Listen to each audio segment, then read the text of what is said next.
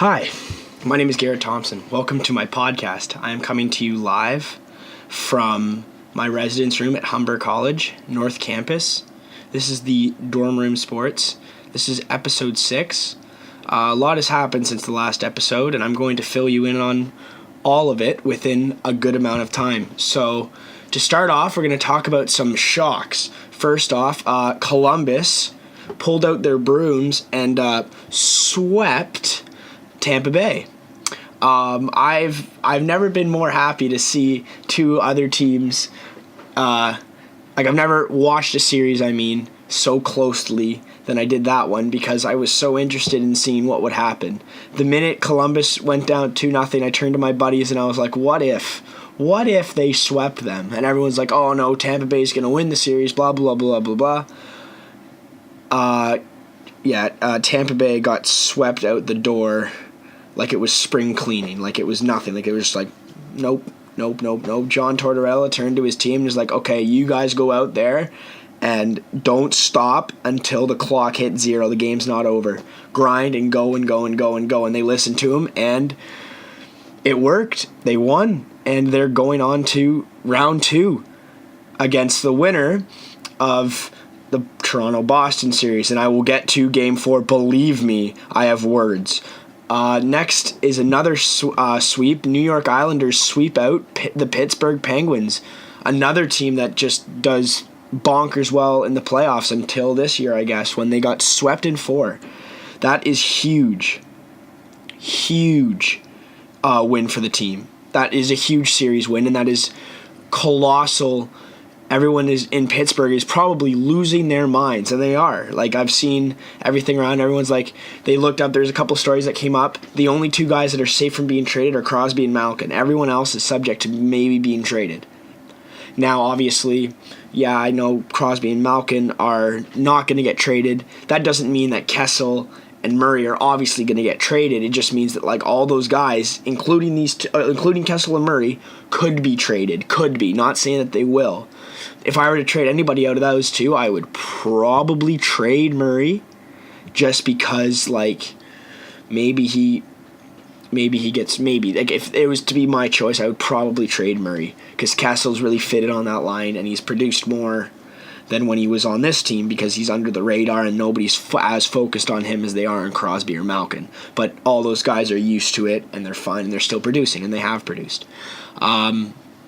But just looking at that series, I was shocked. Like, Game 1 should have been Pittsburgh's to win. It should have been Pittsburgh's game. It shouldn't have been a sweep. That first game, Murray got not steamrolled, but hit pretty good by Matt Barzal. And what's he going to do? He got hit. It was a clear goalie interference call, and they didn't do anything about it. Or did they? I'm not sure, but they called it a goal, which was the weirdest thing, because that was clearly goalie interference. If that had happened in any other series, it would have been goalie interference. That was probably almost as bad as the USA-Finland Women's World Championship shootout in the gold medal. That's the only reason why USA won, is because it was goaltender. It was called goaltender interference when it was not. It was not goaltender interference. She was outside of the crease. If anybody's seen that, you'll know what I mean. If you haven't, basically, Finland scored in overtime. They were celebrating. Apparently, it was goaltender interference. She was outside of the crease. She was in play. That shouldn't have been goaltender interference. But anyways, back to NHL. It should have been 3-1. I think if Pittsburgh had won that game, it would have dictated the series a bit more for sure. And I don't think it would have been as easy as it was. But the Tampa Bay Columbus series, it was just Tampa Bay was up 3-0, and when Columbus won Game 1, they were in control. They were absolutely in control. The big thing of you have home ice advantage even when you're on the road, that completely related to this series 100%. Now, to other games. We're going to start about the games that happened last night. Going west first before we come east to the one Eastern Conference game that happened that I will be in depth talking about. I was there. I was at Maple Leaf Square, and there are some points. Dallas won 5-1 to tie the series up with Nashville. I love it.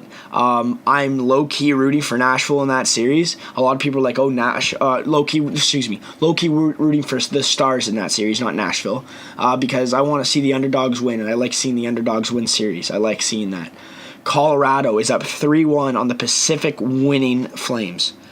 Big win last night. Rantanen with the tying goal and the winning goal. Grubauer, look it up on YouTube. Grubauer's save against the Flames. It was Scorpion. He kicks his leg up. Ridiculous save. That literally just silenced Flames fans, I think. That save was just like, oh my God, like, this is their guy. Because Varlamov's been their key starter. Grubauer comes in. They throw him in for the playoffs because he played well during the season. This is what happened when he was in Washington, too. So he lost that starting role because of the first 2 games of that series. But in this, he's just played great. They lost the first game, but it was like, it wasn't the closest first game. But after that, 3 in a row, just dominant games. They came back in this game because they had the confidence, they had the home crowd behind them. They're going back into Calgary with a chance to win the series and move on. I'd love to see them do that. Now, Toronto and Boston played last night in Game 4.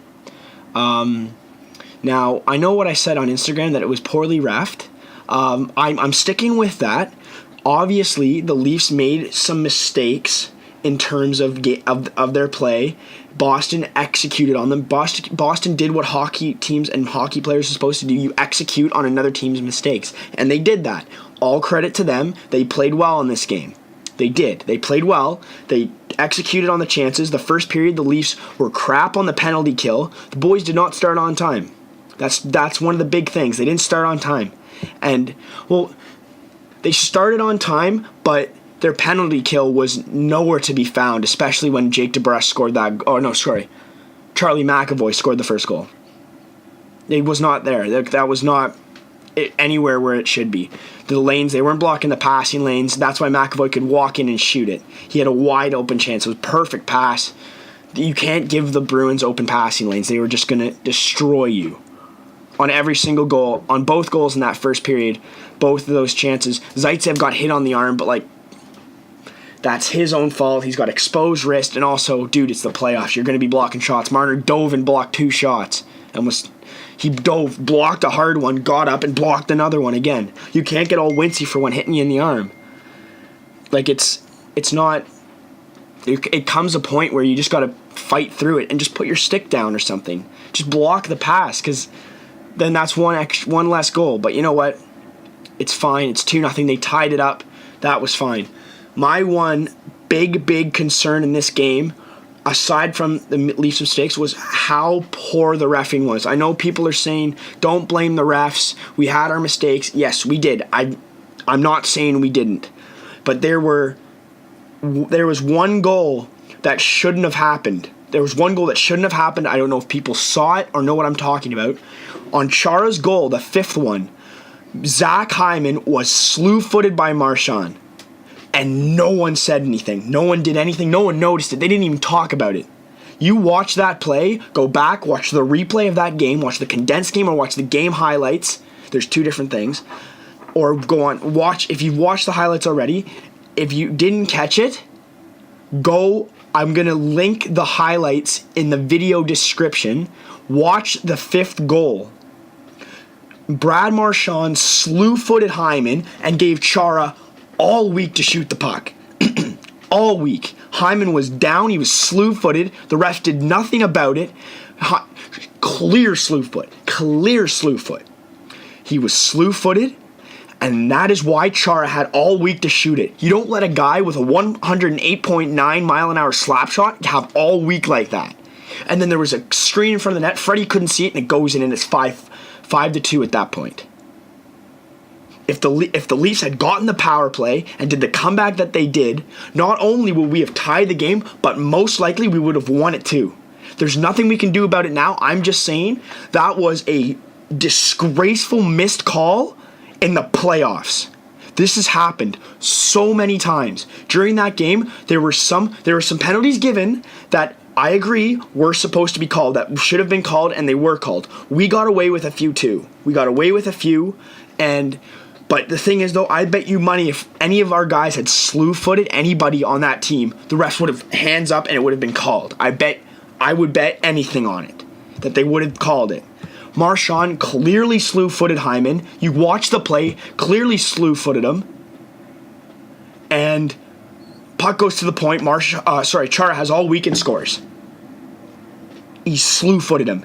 It's obvious. It is so obvious that he did that. It's obvious, and it's painful to watch because if that had been called, that game would have gone completely differently. Nothing we can do about it now. I know I'm talking about it like the Bruins have a lead in the series. They don't. It's a tie series now. It's 2-2. We have momentum. We do. Everybody's like, oh no, the Bruins are gonna come out hard and blah blah blah blah blah blah. Watch game 1.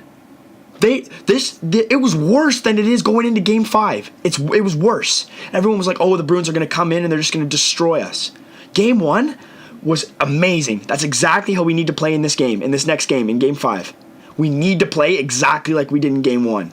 Because if we play exactly like we did in game 1, this game will be in our pocket, and we will come back to Toronto with a 3-2 series lead and a chance to win the whole series on Sunday.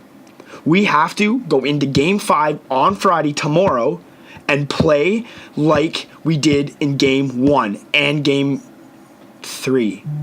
We have to play like we did in game 1 and game 3. Those games, we just had to dominate. We have to act like the TD Garden is our home barn.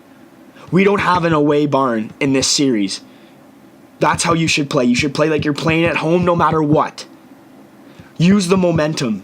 You've got Maple Leaf Square. They've got Maple Leaf Square cheering for them. They've always got fans cheering for them. Use the energy you know is there and play like you did in game 1 and game 3. Because if they do play like that, it's going to be easy. And it'll be fine, and we'll come away, and we will be okay, and we will come away with the win. Now, I know, like, this series, it was interesting. I went to Leaf Square last night, and it was a sea of Leafs fans. It was a sea of whatever. I was talking to a guy on the way there, and Leafs fans are chirping. When you see a fan with a Bruins jersey on, chirp the Bruins. That's fine. Do it. I do it all the time.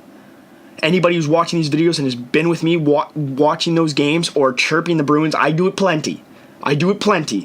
Chirping the Bruins is fine. It's chirping the individual person that isn't fine. I saw people doing that and I was like, look, what?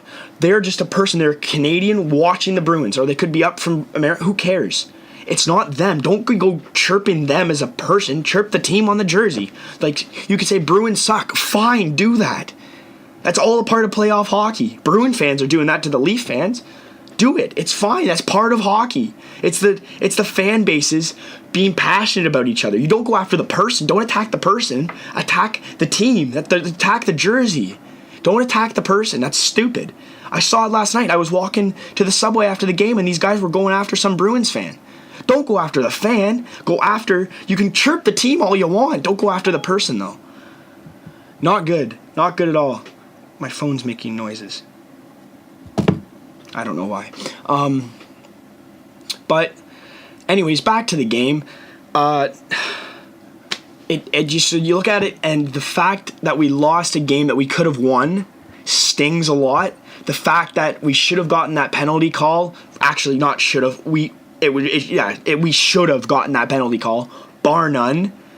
It's just, at the end of the day, it's a tie series. I know I was mad about it. I know I'm still not happy about it. But at the end of the day, you got to realize, look, it's a tie series. We've got as good a chance, if not better, than the Bruins to win next game and win the series, because we have what they're scared of. We have the speed and the skill. They don't have that. You watch game 1, midway through the first, and then second and third, spread out, the Leafs were gone. We have so much more speed than they do. I've said this so many times. Go back and watch other podcasts. I've said the Leafs have the speed and the skill, and we have the depth. We have the depth. We show that we have the depth. We do. Sure, they don't have much. We have more depth than they do. We absolutely do. They just run on a bit more of a. They have a plan. They run on their plan. They are not getting, like, we're skating around them. We can do it. Watch last night. Chara backed right off from Matthews because he's not fast enough. He hit Trevor Moore into the boards, which should have been a hitting from behind call, but it's Chara, and he just is a ghost to the refs. But I'm not gonna get into that. I will just start yelling about referees. I can't do that too much. I will just go on. I could make a whole video about referees, but I'm not gonna do that. But honestly, like, it's tied 2-2 in the series. You cannot talk about, oh, the Drake curse, blah blah blah blah. Don't do that. That's so dumb. Like, there's an Italian soccer team that says don't take pictures with Drake because you'll lose. That is the most stupid thing ever. He's there to watch a game. There's myths about people being bad luck. Like, stop it. Honestly, like, it's so annoying how people say that. Like, he's coming to watch a freaking hockey game. You could say they could have made it up about some random fan, some random season ticket fan being there every time they lose. Like, I don't know, he goes to the Raptors games and they win when he's there. Like, the curse is full of holes. Someone made it up and now it's like starting to trend, and it's like, look, shut up. Nope, like, that's not true. There were reasons why we lost the game. Drake being there was not a reason. It was not a reason at all. So don't talk about it anymore. It's stupid. Just enough. No. It's trying to sum up this video and trying to sum up everything I've been saying, especially about this Leafs game. I think that tomorrow night, as I've said multiple times, as my camera is about to die, we just need to play like we did in Game 1 and Game 3, and we just need to get on them early. We need, in the words of Babcock, boys need to start on time here. Start on time right away. Johnny will be out there on the first line and get pucks deep, get pucks to the net, and we'll have a good chance of winning the hockey game. That's all we need to do. Start on time, pucks deep, pucks to the net. All four lines got to be banging bodies all night long, and just go for it.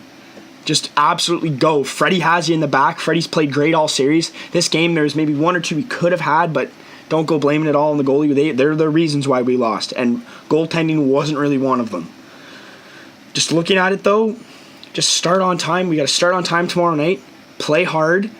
Get pucks deep. Just shoot the puck. Shoot. Shoot. Don't make stupid plays. Don't try to make that perfect pass. Just shoot the puck. On the power play, shoot the puck, make a couple of good passes, and then shoot it. Get it on net, at least. I will be at the game tomorrow night. I will have a podcast ready for you guys on Saturday, and I will see you guys, ready for you guys Saturday or Sunday. I'm not sure yet. I might do a weekend sum up, or you might not see me till Monday. I just haven't planned it out. I will let you guys know, though. Thank you very much for watching the video. Click a like if you liked it. Click subscribe as well, and I'll see you guys in the next one. Thank you very much.